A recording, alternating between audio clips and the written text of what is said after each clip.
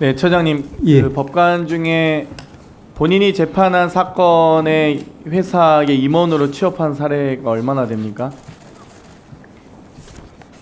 본인이 재판한 사건과 관계되어 있는 회사의 임원으로 취업한 사례, 혹시 따로 뭐 통계를 관리해보지는 않고 뭐 적절치 않은 것 같습니다. 사건 수임도 좀 적절치 않죠? 그렇습니다. 오해계 사건 수임. 예. 사실 쌍방울 사건의 이 수사팀장이었던 검사가 쌍방울의 사회이사로 취업을 했길래 제가 한번 질문 드려봤습니다. 법정 구속된 피고인이 보석 신청 시에 제출한 의견서에 보석 조건과 결정문에 반영이 되겠죠? 여러 가지 피고인이 자기가 보석 신청하면서 의견서를 제출하지 그렇습니다. 않겠습니까? 네. 김성태 쌍방울 회장이 올해 1월 23일 보석 석방되면서 앞으로 불구속 상태에서 사건 관계인을 만나지 않겠습니다 라고 의견서를 제출했습니다. 그리고 나서 어땠습니까? 6월 22일에 옥상 파티를 이렇게 엽니다.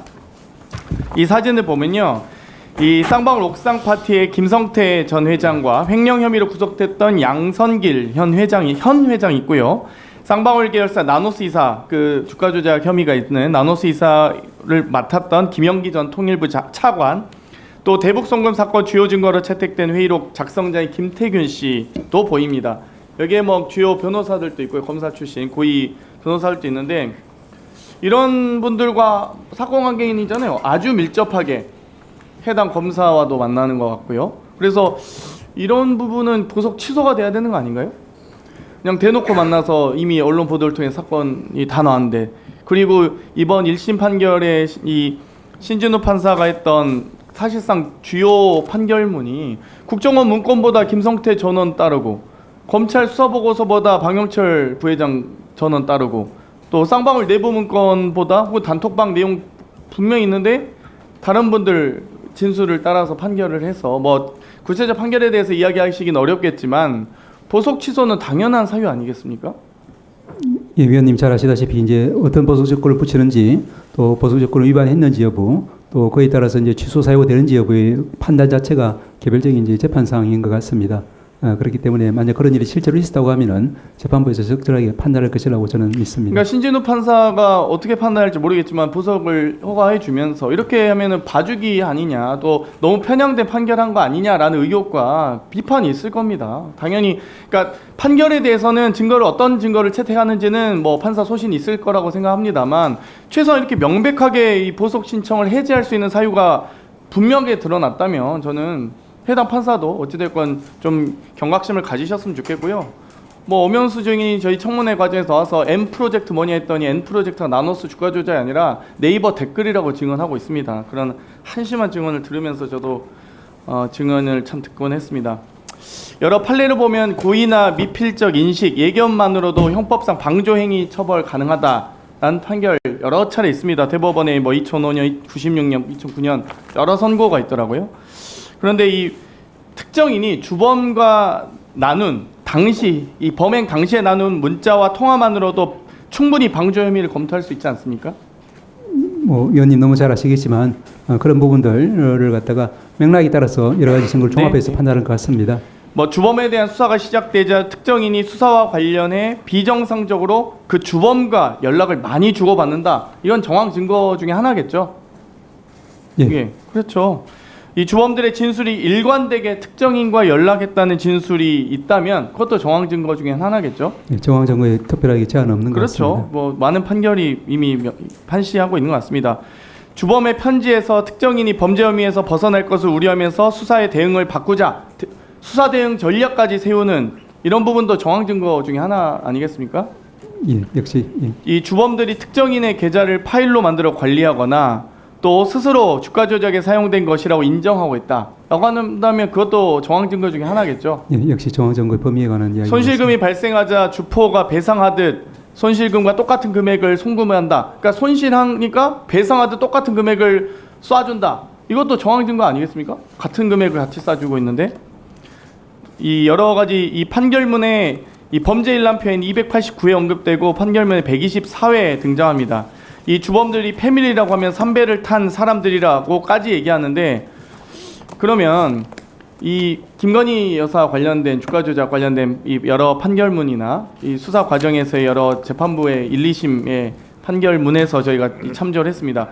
물론 재판부가 기소 독점권을 가지고 있는 검찰이 기소하지 않았기 때문에 판단을 못했을 것뿐이지 판결문에 여러 가지 이 정범 방조를 넘어 정범까지도 언급하고 있는 것으로 제가 법조인 아님에도 불구하고 알 수 있는 것 같습니다.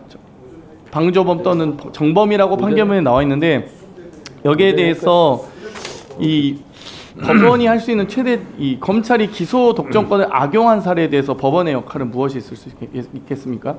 위원님 잘 아시다시피 이제 저희들이 잘못된 기소에 대해서는 이제 공소권 남용으로 이제 판결이 하나 나간 적이 있는 것 같고 그 외에 이제 기소하지 않은 부분에 대해서는 이제 재정 신청에 따라서 이제 그걸 판단할 수 있는 그런 통로는 열려 있는 것 같습니다. 네, 재정 신청이 잘 안 돼서 좀 말씀드렸고요. 지금 이번에 이제 법원이 영장 발부에 대해서 이 연구 용역도 하셨던데 23년에만 45만 건 압수수색 영장이 청구됐고 19년에 29만 건 정도였는데 올해 아마 이제 한 50만 건 넘을 것 같거든요. 한 2배 정도 넘고 있습니다. 지금 무슨 대한민국이 범죄 도시가 되는 것도 아니고 갑자기 영장이 폭발적으로 증가하는 이유가 무엇이라고 생각하십니까? 예, 그 부분에 대해서는 저희들이 뭐 그 영장을 청구한 동기나 또 경위가 어떠한지에 대해서는 말씀드릴 수 있는 위치에 있지는 않는 것 같고요. 다만 아까 말씀드린 것처럼 저희들이 이제 그 보이스피싱이라든지 이렇게 금융계좌 추적 영장 외에 다른 일반적인 전자정보 압수수색 영장에 대해서는 굉장히 좀 통제를 하고 있는 것으로 지금 파악이 되고 있고 앞으로 더욱더 그 부분에 대해서는 저희들이 유념해서 하도록 하겠습니다. 대법원장께서 연구 용역도 하셨잖아요. 강제수사 절차에 대한 기본권 보장 방안에 대해서. 그러면 임의적 사전되면 심리제도 도입해야 된다 이런 논의도 있는 것 같습니다. 그리고 여러 영미법계 국가에서도 이 사전 심의제도를 많이 하고 있지 않습니까? 그런데 뭐 검찰이 수사하는 과정에서 그게 만약 외부로 이 정보가 노출된다 이런 우려가 있는데 그럼 법관들이 그러면 그 법원에서 영장 청구에 대한 정보가 유출된다는 것인지. 자, 그럼 지금부터 주목해주세요. 구독자분들을 위해 이벤트를 준비했습니다. 뉴스만 잘 챙겨보셔도 돈을 벌 수 있다고 말씀드렸는데요. 저희 채널을 보시면 다양한 경제 이슈들을 보셨을 때 어떤 생각이 드십니까? 그냥 뉴스만 보고 끝내는지 아니면 이 뉴스를 어떻게 이용할 수 있는지 이 부분을 고민하고 계시는지를 저는 되물어보고 싶습니다. 제가 지난해부터 여러분들께 뭐라고 말씀드렸습니까? 정치권, 글로벌 이슈 맞물려서 폭등하는 이슈를 관심 가지셔야 된다. 투자, 생각을 해보셔야 된다. 이렇게 말씀드렸습니다. 이런 썸네일 뉴스를 많이 보셨을 텐데요. 뉴스를 보셨을 때 부자들은 어떻게 생각한다고 했는지 기억나세요? 이슈를 투자 수단으로 어떻게 이용할 건지, 어떤 주식이 좋을지, 어디에 투자해야 돈이 자연스럽게 몰리는지 생각해야 된다고 말씀드렸죠. 그 이유가 뭐냐면 부자들이 이슈를 봤을 때는 이슈가 곧 돈으로 이어지고 그 이슈가 나에게 돈을 벌어준다는 경험적 확신이 있기 때문에 부자들은 항상 국내, 국외 이슈를 관심 있게 챙겨본다고 말씀드렸습니다. 이번에도 마찬가지입니다. 제가 지난번에 시청자분들과 함께하는 주식으로 수익 내기 이벤트를 진행했었는데요. 당연히 100% 무료로 진행을 했고 여기 보시면 아시겠지만 제가 지난번에도 저한테 구독이라는 문자를 보내주신 모든 시청자분들께 이렇게 자신있게 추천드렸습니다. 이번에도 2,000분 이상 알아가셨는데 한 달 동안 어떻게 됐을까요? 네, 말씀드린 대로 특정 시기 폭발적으로 오르면서 2배 가까이 큰 수익이 나와줬습니다. 구독자분들도 보고 계실 텐데 다시 한번 축하드립니다. 이번에도 마찬가지입니다. 가장 큰 이슈가 될 국내, 국외 이슈, 특히나 글로벌 이슈이기 때문에 우리가 어떻게 생각해야 할지, 돈이 벌릴지 생각해야 됩니다. 제가 이번에 뭘 보내드린다고요? 지난번과 같은 방식으로 구독이라고 문자를 보내주시면 앞으로 대장주 역할을 할 급등 종목을 시청자분들에게 종목명과 사고 파는 시점을 모두 알려드리겠습니다. 그래서 여러분이 주식으로 돈 버는 방식을 연습해 보시라는 겁니다. 저희 채널을 구독해 주시는 분은 문자로 구독이라고 보내주시면 무료 추천 종목과 종목 분석 리포트를 공유받으며 우량주, 급등주 종목을 매도, 매수 시점을 정확히 잡아드리겠습니다. 시간은 심야 시간도 가능하며 언제든 문자로 남겨주시기 바랍니다. 종목은 10명의 전문가가 합의한 단 하나의 최종 종목이 나갑니다. 처음 받아보시는 분은 발송드린 종목을 바로 매수하시기보단 어떤 종목인지, 종목의 수익률은 어떤지 일주일 지켜보시고 매수하시기 바랍니다. 이 모든 이벤트는 무료이며 문자 한 번에 작은 변화가 기회로 변해 큰 수익으로 이어질 수 있는 놀라운 과정을 저희가 함께 하겠습니다. 그래서 지금 이 영상을 보시는 시청자분들 중에 나도 이번 종목이 좀 궁금하다 하시는 분들은요. 누구나 상관없이 그리고 어느 시간대나 상관없이 부담 없이 010-2560-9514번으로 구독이라는 문자 보내주시면 제가 이번에도 똑같이 무료 추천 급등주 문자를 보내드리겠습니다. 이해되시겠죠? 제 번호 010-2560-9514로 구독이라는 문자 보내주시면 여러분들이 직접 이슈를 통해서 돈 버는 연습을 해 보실 수 있는 것이고, 제가 돈을 받는 것도 아니고 투자를 대신해 드리는 것도 아니기 때문에 부담 없이 신청해 주시면 되는 겁니다. 그리고 수익이 나면 저는 다른 것은 바라지 않습니다.